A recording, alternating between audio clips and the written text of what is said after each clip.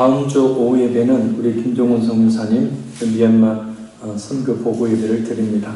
예수만이 기도해 주시길 바랍니다. 오늘부터 살펴볼 8장에서 9장, 8, 9장은 7 나팔 심판에 대한 말씀입니다. 본격적인 심판을 시작한다는 것을 의미합니다. 그럼 8장, 9장을 간략하게 미리 정리해 보도록 하겠습니다.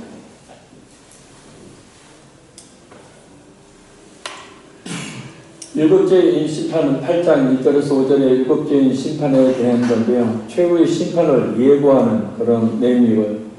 그 다음에 7절에서 12절까지는 처음 나팔 심판, 자연계에 이루어지는 심판을 말하고, 그 다음에 13절에서 9장 11절까지는 다섯째 나팔 심판, 이 사탄적 메뚜기 심판입니다. 여섯째 나팔 심판은 9장 12절에서 21절까지로 사탄적 기근대 심판을 말합니다. 그래서 이와 같은 8장, 9장의 내용이 7 나팔 심판의 주 내용입니다. 그럼 우리가 지금까지 살펴봤던 7째 인 심판에 살펴보기 전에 첫 번째 인부터 그 의미를 다시 한번 정리해 보도록 하겠습니다. 자, 첫째 인은 흰말과 그 말을 탄 자가 첫째 인을 떼자 나타났죠. 이것은 흰색, 곧 뭡니까? 승리. 그래서 국가적 전쟁을 통한 심판을 말하고, 둘째 인을 떼자 나타난 붉은 말과 그 말을 탄 자는 국가 내 내란과 폭동을 통한 심판을 의미합니다. 지금 전 세계적으로 폭동이 또 내란들이 계속 일어나고 있죠. 베네수엘라 같은 경우도 지금 내란이 일어났죠. 셋째 인은 검은 말과 그 말을 탄 자, 기근을 통한 심판을 말합니다. 하루에 25,000명이 굶어 죽습니다. 하루에 전 세계적으로. 넷째 인은 청황색 말과 그 말을 탄 자로 전염병을 통한 심판입니다. 병에 걸려서 전염병으로 죽으면 이런 색이 띈대요. 신체가, 몸이. 다섯째 인은 순교자들의 기도를 통해서 이 인이 떼어지고, 이 순교자의 기도는 결국은 심판의 필연성과 지연성을 의미합니다. 그리고 여섯째 인을 떼자 천재지변에 대한 이 심판이 나오는데, 이것은 최고의 심판을 예고합니다. 최고의 심판이 어떤 것인지. 자, 그럼 이제 마지막 인인 7째 인 심판에 대해 살펴보도록 합니다. 자, 1절을 말씀을 같이 한번 다시 읽겠습니다. 7째 인을 떼실 때 하늘이 반 시간쯤 고요하더니, 아멘. 어린 양신 예수님께서 7 인을 떼시자 하늘이 반 시간쯤 고요합니다. 이유가 무엇일까요? 두 가지가 있습니다. 첫째는 2절에 말씀하고 있듯이 앞으로 일어날 7 나팔의 재앙을 암시하는 것입니다. 그래서 그 환란을 앞두고 잠시 고요해진 시간을 의미합니다. 폭풍 전야와 같은 상황을 말합니다.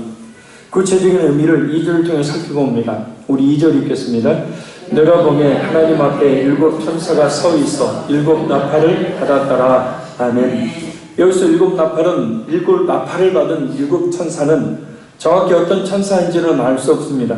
어떤 사람들은 7 천사장들의 개념에서 따왔다고 말합니다. 유대인들은 미경인 에녹 1서 20장 2절에서 8절을 통해서 7 천사장의 이름을 이렇게 언급합니다. 우리엘, 라구엘, 미가엘, 라파엘, 사레엘, 가브리엘, 예레미엘입니다. 물론 다니엘 9장 21절과 10장 13절을 보면, 또 누가복음을 보면 이 중에 미가엘이나 가브리엘과 같은 천사장들은 말세에 아주 중요한 임무를 맡고 있는 천사들이면 틀림없지만, 그러나 오늘 본문에서는 이 천사장들을 말하지 않습니다. 그리고 성경에 나온 천사장들은 미가엘과 가브리엘밖에 없습니다. 일반적으로 사탄을 타락한 천사장 루시퍼라고 부르죠. 전에 한번 말씀을 드렸었습니다. 루시퍼가 진짜 사탄을 가리키는 말이냐라는 겁니다. 루시퍼라는 말은 성경에 나오지 않는 단어입니다. 그렇다고 이 말이 영어나 히브리어 그리고 헬라어도 아닙니다. 루시퍼는 원래 로마의 언어였던 라틴어의 르키페르에서 이 영어식으로 르키페르를 영어식으로 읽은 것입니다. 초대교회 이후에 로마 교회의 중요성이 매우 커졌어요. 그래서 성경 번역에 있어서도 당시의 로마의 언어였던 라틴어 번역 성경이 중요하게 되었습니다. 근데 의아하게도 중세 교회에서는 나중에 오히려 성경의 원어인 히브리어나 또 헬라어보다도 라틴어 성경을 더 중요하게 여기게 됩니다. 그래서 지금도 가톨릭에서는 라틴어로만 미사를 드려야 한다라고 주장하는 보수파들이 존재합니다. 예를 들어서 영화 패션 오브 크라이스트를 만든 가톨릭 신자인 그 영화 배우이자 감독인 멜 깁슨이 바로 이를 추동하는 사람입니다. 근데 만약에 라틴어로 미사를 드린다면 라틴어를 모르는 세계의 수많은 천주교 신자들은 미사를 제대로 행할 수가 없게 됩니다. 신부들의 설교를 알아들 수가 없기 때문입니다. 성전용 주장이 아니죠. 그래서 루시퍼라는 말은 라틴어로 이 만든 성경인 이사야 14장 12절에 등장을 합니다. 자료를 한번 보면 루시퍼라는 뜻이 이런 뜻입니다. 이 루시퍼라는 말은 라틴어의 영어도 아니고 히브리어도 아니고 헬라어도 아닙니다. 라틴어, 로마 언어의 라틴어인데 빛이라는 뜻의 룩스라는 말과 가져오다라는 뜻의 페레라는 말이 합쳐진 말, 룩스페레, 루시퍼. 그래서 이 말은 빛을 가져오는 자, 우리말로 해석을 하면 금성, 샛별, 계명성, 새벽별을 의미하는 말이 바로 루시퍼입니다. 사탄의 이름을 의미하는 것이 아니라는 거예요. 그런데 루시퍼라는 말이 사탄의 이름을 의미하는 것처럼 인식되게 된 것은 이사야 14장 11절에서 14절 말씀을 잘못 해석했기 때문입니다. 네, 다시 한번 찾습니다. 이사야 14장 11절에서 14절.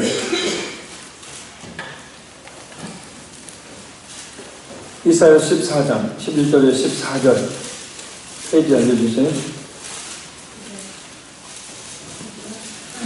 구약성경 985쪽입니다. 985쪽. 985쪽 이사야 14장 11절에서 14절 말씀은 우리 같이 합독합니다. 내 영화가 서울에 떨어졌으며 내 깃과 서디까지로다. 구더기가 내 아래에 깔리며 지렁이가 너를 덮었도다. 너 아침의 아들 계명성이여 어찌 그리 하늘에서 떨어졌으며 너 열국을 엎은 자여 어찌 그리 땅에 찍혔는고 네가 내 마음에 이르기를 내가 하늘에 올라 하나님의 뭇별 위에 내 자리를 높이리라. 내가 북극 지표의 산 위에 앉으리라.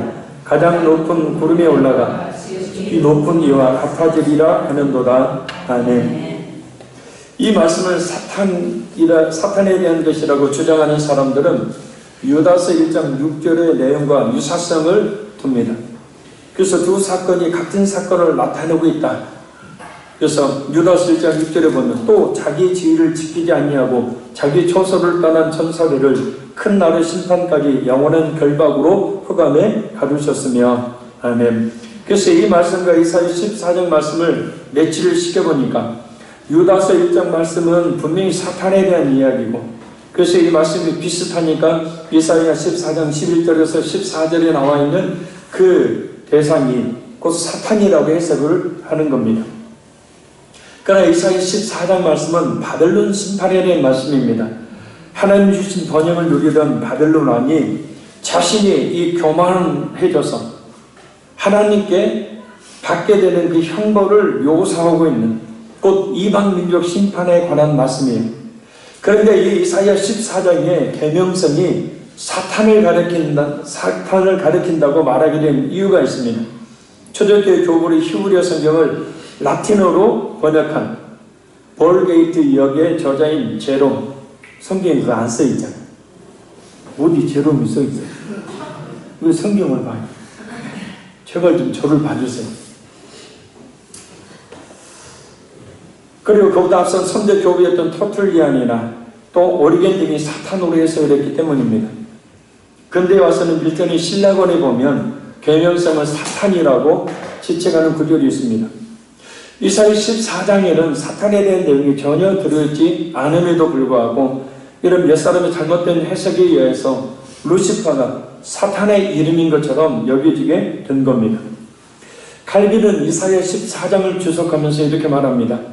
잘 들어보십시오. 이 구절을 해석하다가 어떤 이는 이것을 사탄으로 보는데 이는 무식의 소치다.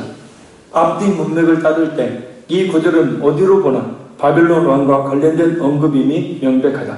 성경 구절을 대수롭지 않게 읽거나 문맥에 무관심하다 보면 그러한 실수를 흔히 범한다. 여하간에 루시퍼가 마귀의 왕이요 또한 선지자가 그에게 그런 이름을 명명했다고 추측한다는 것은 참으로 무지한 결과이다. 이러한 가설은 아무런 타당성도 없으므로 쓸모없는 우화로 그냥 넘어가도록 하자. 칼과 델리치의 주석에도 이렇게 말합니다. 이 구절로부터 연유된 악마의 이름 루시퍼는 교부들 몇 명이 해석한 근거 없는 것이다. 주석가 란게 역시도 이것은 누가복음 10장 18절에서 하늘에서 마귀가 떨어지듯이 초자연 세계의 삼광처럼 즉각적 패배가 바벨론 왕에게 임할 예언이라는 것만 말하고 있다고 그렇게 해석합니다. 오히려 성경은 예수님을 계명성, 밝게 빛나는 새벽별이라고 말씀합니다. 요한계시록 22장 16절입니다. 나 예수는 그이들을 위하여 내 사자를 보내어 이것들을 너희에게 증언하게 하였노라. 나는 다윗의 뿌리요 자손이니 곧 광명한 새벽별이라 하시더라. 아멘. 그렇다고 이사야의 계명성이 예수님을 가리키는 말도 아닙니다. 루시퍼는 사탄을 가리키는 것이 아닙니다. 그리고 성경을 전체의 문맥에서 그리고 그 배경을 바로 알고 해석해야 합니다. 성경에는 루시퍼가 없습니다. 그 천사장이라는 말도 없습니다. 그래서 사탄을 가리키는 말이 아니라는 겁니다. 단순히 교만해져서 하늘의 별처럼 있다 땅에 떨어지는 것과 같은 하나님의 심판을 받은 바벨론 왕을 가리킨다라는 겁니다. 할렐루야. 루시퍼는 성경에 없어요. 루시퍼는 사탄을 가리키는 것이 아닙니다. 아멘. 자, 그래서 성경을 전체 문맥 속에서 해석해야 합니다. 그리고 특별히 앞뒤 문맥을 통해서 해석해야 합니다. 일반적으로 한국 교회가 성경을 잘못 해석하는 방법 중에 하나는 한 구절을 뽑아내는 거예요. 한 구절을 뽑아내서 앞뒤 문맥과 상관없이 그 한 구절만 좋은 구절이니까 그 구절만 해석을 해주는 거예요. 그러면 앞뒤 문맥과 맞지 않게 되어지면 어거지 성경 해석이 나오는 거예요. 대표적인 예들이 바로 이단들 아니에요. 신천지, 하나님의 교회. 이 이단들은 칼빈의 말대로 무지한 소치죠. 무식하기 때문에 그렇다는 거죠. 성경은 전체 맥락에서 해석해야 되고 또는 어떤 한 구절을 해석할 때 앞뒤의 맥락과 연결을 지어서 해석해야 합니다. 그렇게 하지 않으면 엉뚱한 해석을 할 수 있고 엉뚱한 해석을 얼마든지 만들어낼 수가 있게 된다는 거예요. 자, 그래서 이 루시퍼의 교훈, 이사야 14장에 나와 있는 이 바벨론 왕의 이 멸망의 교훈을 통해서 우리가 받아야 할 것이 있습니다. 따라합니다. 겸손해야 한다. 하나님이 바벨론을 하나님의 강상에 하신 것은 뭐예요?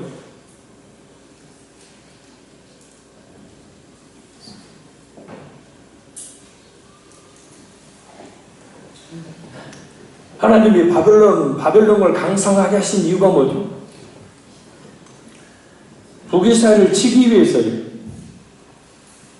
그러니까 하나님께서 그 나라를 강성히 하신 것은 그 바벨론 왕이 잘나서가 아니에요.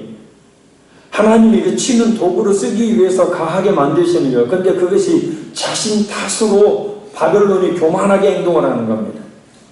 그러니 별이 떨어지듯 땅에 곤두박질 치어 떨어진 것 같은 심판을 당하게 될 것이라는 말이 바로 이사야 14장 11절에 14절에 나와 있는 말씀입니다. 겸손해야 합니다. 할렐루야. 첫째도 겸손, 둘째도 겸손, 셋째도 겸손. 겸손한 분은 기도를 나오죠. 교만과 거만한 마음은 이렇게 급격하게 망하는 지름길이 된다는 사실을 교훈 삼아야 합니다. 그냥 겸손해.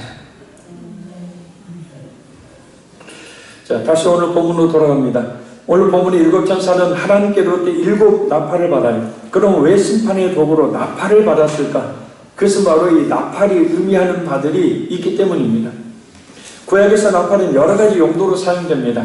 첫째는 심판을 날릴 때 나팔을 불고, 두 번째는 하나님의 거룩한 할행, 전쟁의 선포와 그 전쟁을 위한 하나님의 백성을 소집할 때 나팔을 붑니다.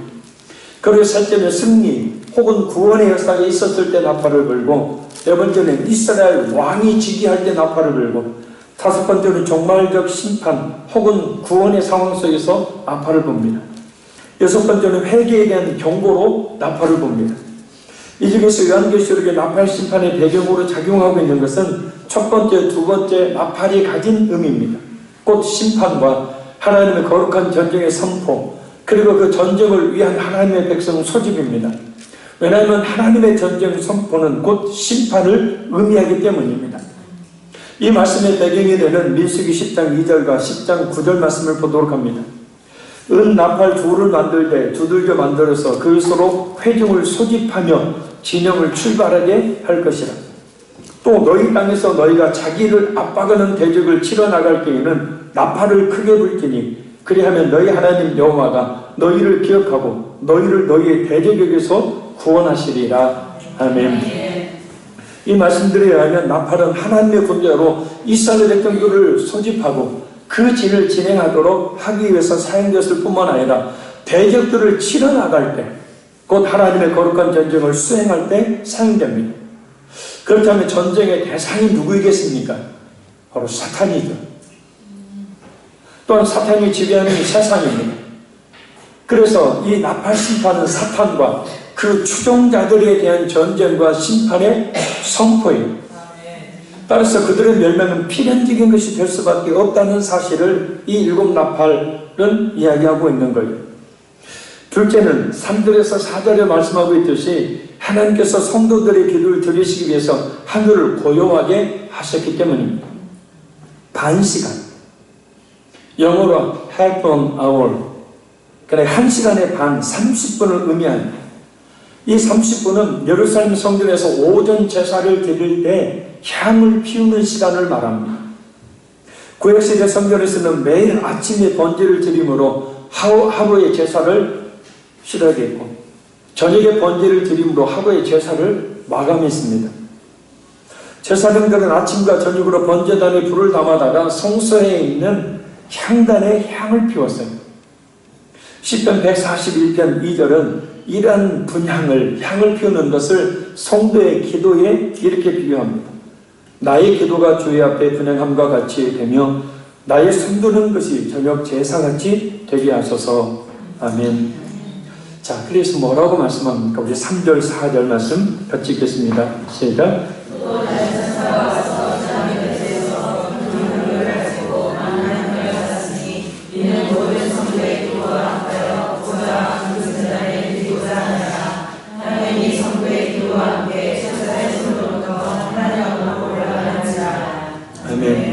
여기서 받은 천사는 앞에서 나온 하나님의 심판을 시행하는 일곱 천사가 아닌 성도들을 지키는 평화의 천사를 말합니다. 여러분에게도 종종 천사가 여러분을 둘러싸고 지켜줄 줄을 믿습니다. 할렐루야. 이 천사는 제단 곁에 서서 금향로를 가지고 많은 향을 받습니다. 여기서 제단은 6장 9절에 나와 있는 제단을 말하고, 그 뒤에 나오는 금제단은 향단을 말합니다. 특히 금향로는 하나님께 분향을 하는데 사용하는 그릇을 말해요. 향로에 먼저 번제단에 숯불을 휘에서 향로에 담고 그 위에 향을 담아서 향이 담은 그 향연기가 피어오르게 합니다. 근데 5장 8절에 의하면 향은 성도의 기도를 상징한다고 해요. 근데 본절에서는 향의 연기가 위로 올라가는 것 같이 성도의 기도가 하나님께 상달되는 것을 상징적으로 표현하기 위해서 향연이 성도의 기도와 함께 하나님께 올라가고 있다고 묘사를 하고 있습니다. 그리고 또 하나 인상적인 것은 성도들의 기도를 바로 이 다른 천사가 하나님께 운반하는 역할을 하고 있다는 거예요. 하나님께서 우리 성도들의 기도를 얼마나 소중하게 여기시는지를 잘 알 수 있습니다. 우리의 기도 한마디 한마디가 하나님께 얼마나 귀한 것이 되는지 잘 알 수 있습니다.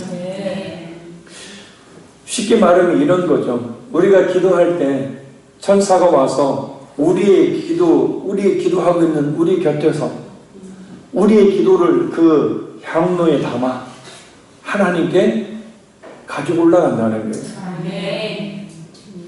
그러니 우리는 늘 기도를 쉬지 말아야 합니다. 왜냐하면 하나님은 우리 성도들의 기도를 아주 귀하게 여기시고 또한 응답해 주시기 때문입니다. 어떻게 응답하실까요? 우리 5절 읽겠습니다. 시작. 천사가 향로를 가지고 제단에 불을 담아다가 땅의 소돔에 오래와 음성과 번개와 지진이 나더라. 아멘. 성도들의 기도가 담긴 그 향로에 불을 담아서 땅에 쏟았다는 것은 세세된 심판이 성도들의 기도의 응답으로 이루어지는 것을 말합니다. 성도들의 기도가 이렇게 엄청난 능력을 일으키는 거예요. 우리는 이 장면을 통해서 기도에 대해서 중요한 것을 배울 수 있습니다. 첫째는 기도는 성도의 큰 특권이라는 거예요. 할렐루야. 성도는 기도를 통해서 하나님의 보좌 앞으로 나아갈 수 있습니다. 성도들이 이와 같이 기도를 통해 하나님의 은혜의 보좌 앞에 나아갈 수 있는 것은 성도들을 왕같은 제사장으로 삼아주셨기 때문입니다. 우리 계시록 5장 7절에서 10절 말씀 같이 한번 읽겠습니다. 계시록 5장 7절에서 10절. 계시록 5장 7절에서 10절.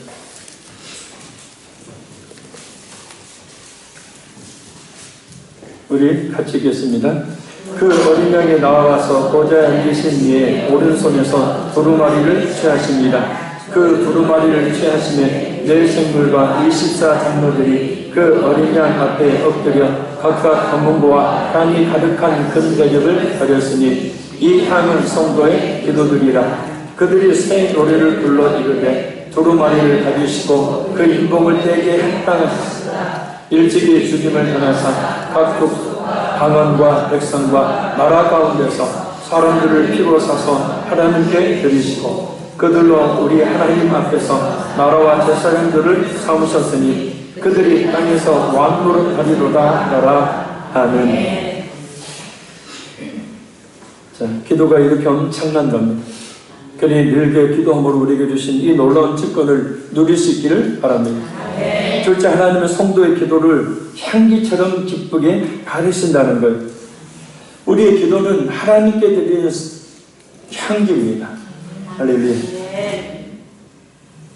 그러니 향기가 하나도 나지 않는 복을 달라는 기복적인 기도만 하지 말고 좋은 향기가 나는 그 나라와 그 의를 구하고 찾는 그런 기도, 그런 삶을 살기를 힘써야 합니다. 정말 뭘 달라고 하는 것은 하나님이 원하시는 우리 성도들이 해야 될 기도가 아니에요. 하나님 10억 주세요. 기도하면 그 냄새나는 기도예요. 우리 자녀를 잘 되게 해주세요. 냄새나는 기도예요.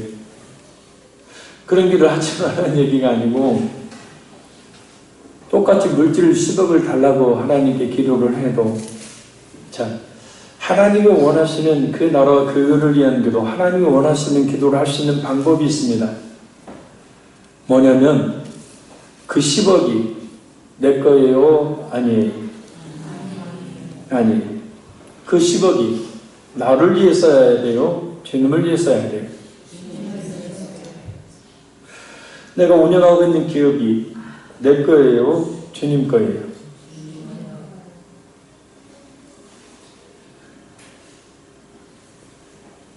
사업자 등록이 내 이름으로 되어 있는데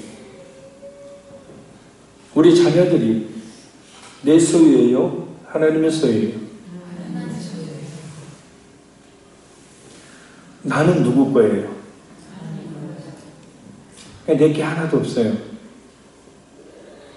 그 나라와 그거를 위한 기도를 하는 방법은 모든 게 하나님 거니까 하나님 10억을 주십시오.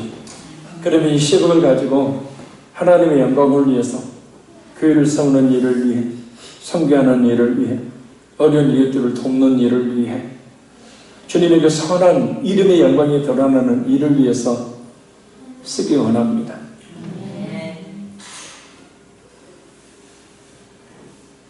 그게 내게 아니니까. 자, 그러면 그것이 하나님 나라를 위해서 쓰여지는 제물이 되니 그 기도가 진실한 기도라면, 진짜 하나님과 하나님 앞에서 거짓말하지 않는 기도라면, 10억을 주면 그 10억 갖고 떠날 것을 아는 하나님 주시겠습니까?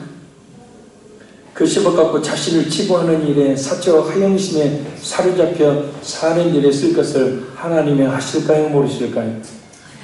아시죠. 아까 목양실에서 이 손재욱 전사님이 성도들과 제자훈련을 하는 과정 속에서 어떤 성도 집사님이 그런 거를, 전에 목사님이 하셨던 그 설교가 기억나요. 뭐예요? 10의 구조를 드리고 나머지 10분의 1만으로도 떵떵거리며 살게 해주세요.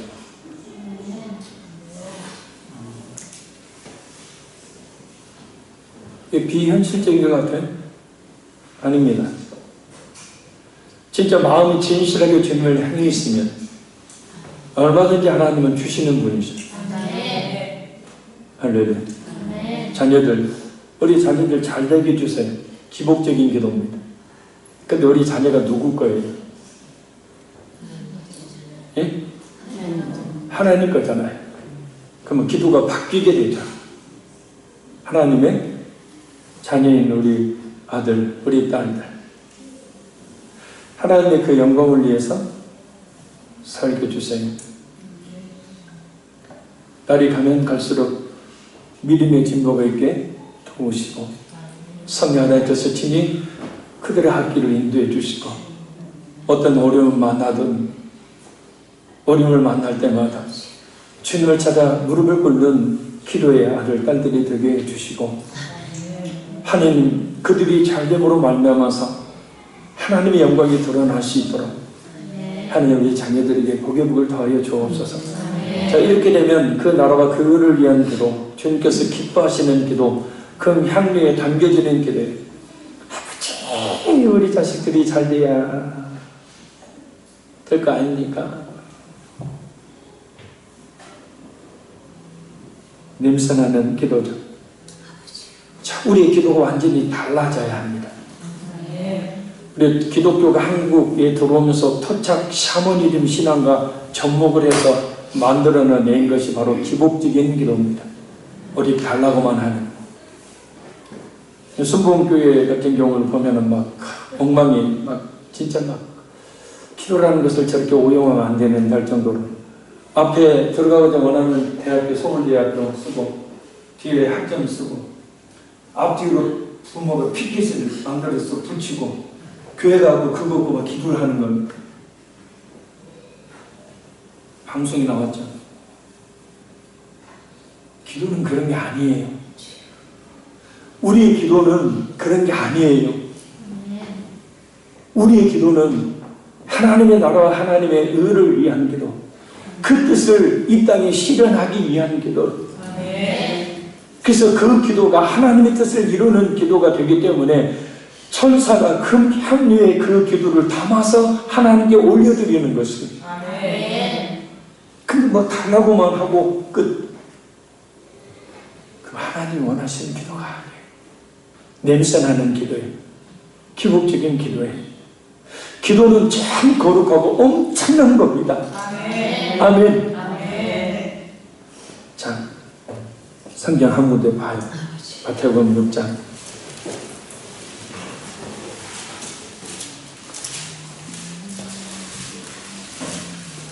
마태복음 6장.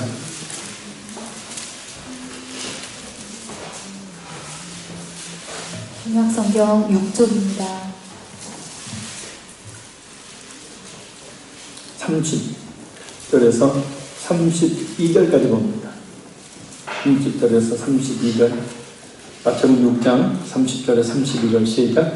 오늘 있다가 내일 아궁이에 던져지는 들풀도 하나님이 이렇게 입히시거든 하물며 너희가 보냐 믿음이 작은 자들아 그러므로 염려하여 이르기를 무엇을 먹을까 무엇을 마실까 무엇을 입을까 하지 말라. 이는 다 이방인들이 구하는 것이라. 너희 하늘 아버지께서 이 모든 것이 너희에게 있어야 할 줄을 아시느니라. 아멘. 자, 이게 물질적인 것을 구하는 것은 이방인들, 다른 종교인들이 하는 기도라는 거예요. 아주 유치한 기도라는 거예요. 우리는 그런 기도 하지 말고, 왜요? 이 모든 것이 있어야 할 줄을 하나님이 하신다고 그랬어요. 아멘? 나에게 물질이 얼마나, 언제, 어떻게 필요한지, 내게 건강이 왜, 어떻게 필요한지, 우리 자녀들이 어떻게, 언제 잘 되는지, 이 모든 것은 하나님께 다 달려있다. 할렐루야. 하나님이 때가 되면 다 주신다는 거예요. 하나님이 알고 하나님의 때가 되면 다 주실 것을 뭐라고 기도하냐? 그거 말고 우리가 찾고 기도해야 될 것이 뭐냐? 여기 33절 읽어요. 시작. 그런즉 너희는 먼저 그의 나라와 그의 의를 구하라. 그리하면 이 모든 것을 너희에게 더하시리라. 아멘. 나는 뭐 하면 되냐면 하나님의 나라, 하나님의 어떻게 하면 영혼 구원을 할까? 어떻게 하면 선교할까? 어떻게 하면 전도할까? 어떻게 하면 믿음이 바로 서게 할까? 어떻게 하면 그래서 하나님의 나라가 이 땅에 이루어진다는 것은 뭐예요? 하나님의 나라는 여기 있다 저기 있다 할 것이 아니라 너희 안에 있느니라. 이 얘기 잠깐 했습니다만 너희 안에 있느니라는 말은 뭐냐면 당시 유대인들은 어떤 한 사람이 가르침을 베풀면 사람들이 그 사람을 뺑 둘러선대. 그래서 예수님이 가운데 서서 하신 말씀이 그들에게 하나님의 나라는 여기 있다 저기 있다 하는 것 너희 안에 있다. 예수님 자신을 가리키는 거예요. 할렐루야. 그리고 로마서의 말씀에 하나님의 나라는 먹고 마시는 것이 아니요 의와 평강과 희락이다. 그래서 우리는 예수 그리스도를 믿는 그런 믿음의 기도들, 영혼구원의 기도들, 선교, 전도, 또 하나님이 내 기업을 통해서 우리 자녀들을 통해서 우리 가정을 통해서 하나님의 그 나라가 이루어지는 일을 위해서 쓰임받기 원합니다. 내게 직장을 주신 이유, 내게 사업을 주신 이유, 내게 학업을 하게 하신 이 모든 것이 하나님의 영광을 드러내시고 하나님이 나를 그 공동체 속에서 그 뜻을 이루기 위한 존재로 나를 그곳에 주신 줄 믿습니다. 그러니 오늘도 그 뜻이 저를 통해서 이루어지게 하소서. 이것이 바로 멋진 그 나라가 그를 위한 기도죠. 그러면 그렇게 기도한 사람이 직장에서 막 대충 눈치나 보고 엉망으로 일하겠습니까? 월급이나 많이 달라고 하고 게을르게 일하겠어요? 막 직장 내에서 공동체나 여기는 하고 막 다른 사람과 대판 싸우고 그러겠습니까? 아닙니다. 자신의 몸가짐이 완전히 달라지는 거예요. 할렐루야. 그래서 그런 치열한 삶을 위해서 기도하고 세이크 영어로 그런 삶을 살기를 집시면 하나님 먹고 마시고 입을까는 우리가 바라고 원하는 것들은 그냥 보너스로 주신다는 거예요. 할렐루야. 우리의 기도는 엄청난 거예요. 우리의 기도는 엄청 거룩한 거예요. 세상의 것을 구하는 통로로 우리의 기도를 삶에서는 안 돼요. 아멘. 그래서 우리가 금요일 밤 기도의 제목들, 그 나라 그거를 위한 기도의 제목들. 첫째는 이 나라의 민족, 한국 기독교를 위해서. 두 번째는 성교사님들 위해서. 세 번째는 교회 풍성장을 위해서. 네 번째는 교회 각 부서, 교육자, 직분자들 위해서. 다섯 번째는 몸과 마음의 병에 걸리는 성도들이 치유와 회복, 새가족, 특별한 성도들의 기도 제목 가지고 기도하다는 이런 기도를 하는 거예요. 할렐루야. 그래서 이렇게 그 나라와 그를 위한 기도를 하게 되면 기도가 진짜 맛있어요. 기도가 재미나요. 근데 이제 기복적인 기도를 하게 되면 반드시 내가 기복적인 기도를 했다라는 그 열매가 나타납니다. 뭐냐? 응답해주면 기도 아니요.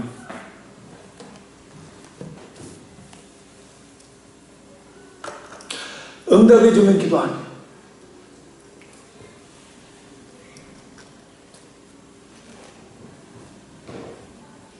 기도해도 별 소용이 없다 생각이 들 때,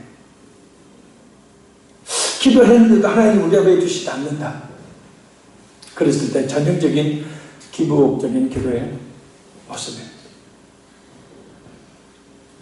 진짜 하나님께서 원하시는 기도는, 그래서 그 기도는 끊임없이 지속적으로 이루어져요. 그러나 기복적인 기도는 목적이 하나님의 손에 들려져 있는 것이기 때문에 그것을 달라고 하고 그것이 주어졌을 때는 기도할 필요성을 느끼지 않으니까 기도 안 해버리는 거죠. 기도는 우리가 생각하는 것 이상의 엄청난 특권이며 엄청 영광스러운 일이에요. 진짜 기도를 해야 합니다. 실제로 하나님은 성도의 기도에 응답하십니다. 성도들이 드리는 기도가 응답된다는 것은 하나님의 뜻이 성도들을 통해서 이루어짐을 말합니다. 뜻이 하늘에서 이룬 것 같이 땅에서도 이루어지리라.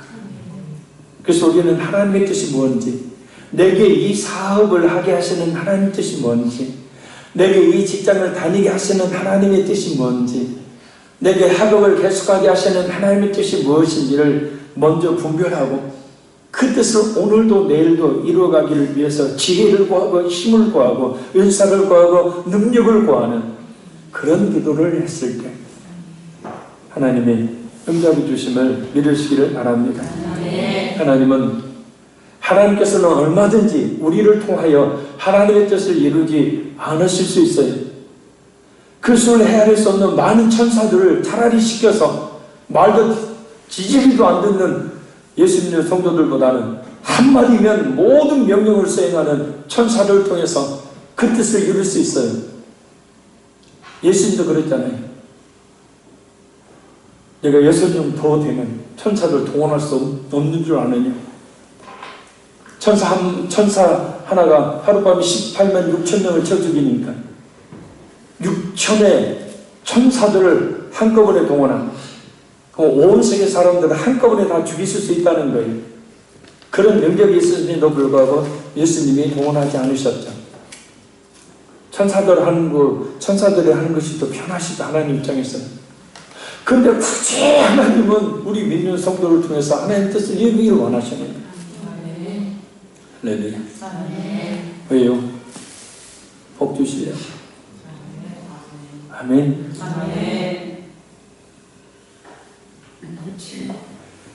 자, 그럼 본격적으로 재단의 불을 담아다가 땅의 소돔에 이루어지는 심판에 대해서 잠시 살펴봅니다. 자, 그런데 가만히 보면 5절 마지막에 나오는 7째 임심판의 내용이 7째 나팔 심판과 7째 대접 심판의 내용과 동일한 것을 알 수 있어요. 자, 한번 우리 찾아봅니다. 자, 우리 8장 5절 한번 먼저 읽고 8장 5절 시작. 천사가 향로를 가지고 재단의 불을 담아다가 땅의 소돔에 오래와 음성과 번개와 지진이 나더라. 아멘. 자, 7 나팔, 마지막 7 나팔 심판 중에 마지막 7 나팔 심판을 봅니다. 11장 19절 봐요. 11장 19절.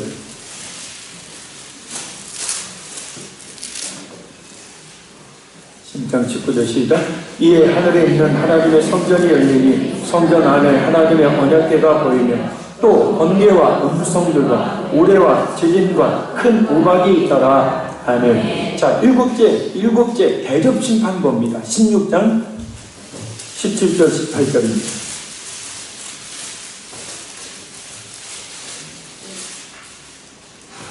7째 대접 심판 16장 17, 18 시작. 7째 천사가 그 대접을 공중에 쏟으니 큰 음성이 성전에서 보좌로부터 나서 이르되 되었다 하시니 번개와 음성들과 우레소리가 있고 또 큰 지진이 있어 얼마나 큰지 사람이 땅에 있어 온 이래로 이가 큰 지진이 없었더라. 아멘. 자, 잘 보세요. 7 나팔, 7 대접 심판의 끝마다 동일하게 번개, 음성, 우레, 지진이 등장합니다. 이것이 의미하는 것은 뭔가? 번개와 음성과 우레와 지진의 현상은 4장 5절에서 하나님의 보좌로부터 나오는 거예요. 최후의 심판에 대한 묘사입니다. 출애굽 때 시내산에 강림하실 때를 그 배경으로 하고 있어요. 결국 일곱 인, 일곱 나팔, 일곱 대접 심판이 동일하게 끝에 최후의 심판으로 끝난다는 것은 요한계시록의 일곱 인, 일곱 나팔, 일곱 대접 심판이 예수님의 초림 때부터 예수님의 재림 때까지 사이에 병행적이라는 말은 뭐냐면 한꺼번에 같이 일어난다는 뜻이. 할렐루야. 자, 그래서 자료를 한번 보도록 하겠습니다.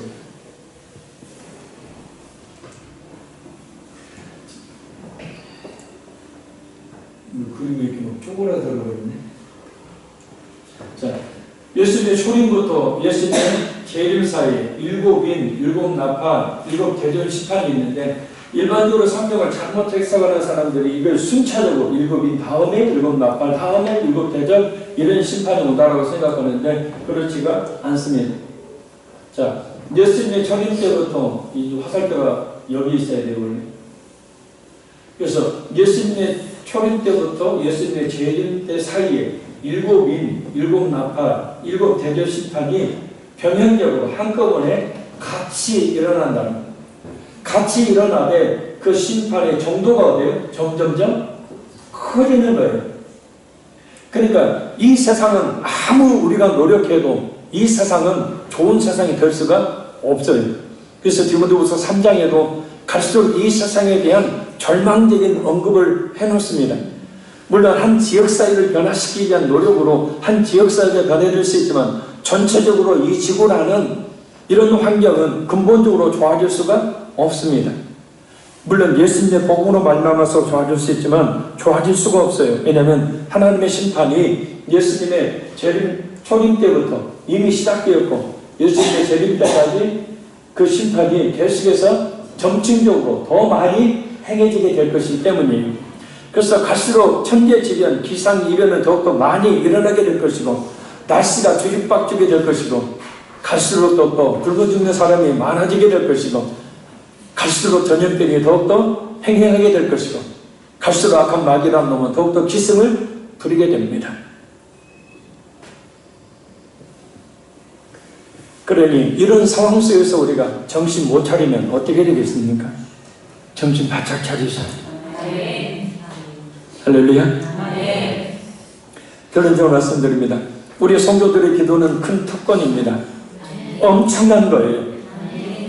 그래서 그 기도를 향기처럼 기쁘게 받으신다 했습니다. 그리고 그 기도에 대해서 그 나라와 그를 구하는 그 기도를 대해서 하나님이 응답하십니다. 그래서 우리는 하나님의 뜻을 이루는 기도를 해야 합니다. 복을 구하는 기복적인 기도는 이방인은 하는 기도니 버려야 합니다. 왜냐하면 하나님은 오늘도 우리 기도를 통해서 역사하기를 원하시기 때문입니다. 그리고 예수님께서 마태복음 6장 30절에 약속하셨던 것처럼 진짜 그 하나님의 나라와 그 의를 위하여 기도할 때 필요한 모든 것을 그냥 주시기 때문입니다. 할렐루야. 그래 늘 쉬지 말고 기도해야 합니다. 일곱 인, 일곱 나팔, 일곱 대접 심판의 끝마다 동일하게 번개, 우레, 또 음성, 지진이 등장합니다. 이건 최후의 심판에 대한 묘사입니다. 예수님의 초림 때부터 재림 때까지 일어날 심판을 세 번 반복적으로 그리고 점진적으로 일어난다는 것을 알려주고 있는 거예요. 그러니까 심판이 똑같은 예를 들면 전염병으로 인한 심판이 어떻게 한 번으로 끝나는 게 아니라 어떻게 반복해서 계속 일어나는 계속. 그래서 뭐 에이즈 때문에 온 세계가 절망적으로 빠졌는데 이전에 에이즈는 쏙 들어가 버리고 슈퍼박테리아라든지 굉장히 우리가 이름도 알 수 없는 그런 전염병들이 생기고 또 그와 같은 병들이 앞으로도 생기는 거예요. 그건 뭐냐면 지금 심판들이 이루어지고 있다는 거예요. 우리는 아무 일 없지만 전 세계에 걸쳐서 하나님의 심판은 지금 점진적으로 점점 강하게 그 심판은 이루어지고 있습니다. 그러니 그 심판의 대상이 되어서 영원한 멸망을 당하지 않도록 신실하고 바른 믿음을 가지고 우리 주님을 위해서 충성을 다해야 합니다. 그리고 이 심판이 행해지고 있음을 알지 못한 채 오직 세상의 쾌락과 안일함 그리고 물질과 성공에 취해 있는 사람들에게 복음을 전하기 위해서 그들을 구원해야 합니다.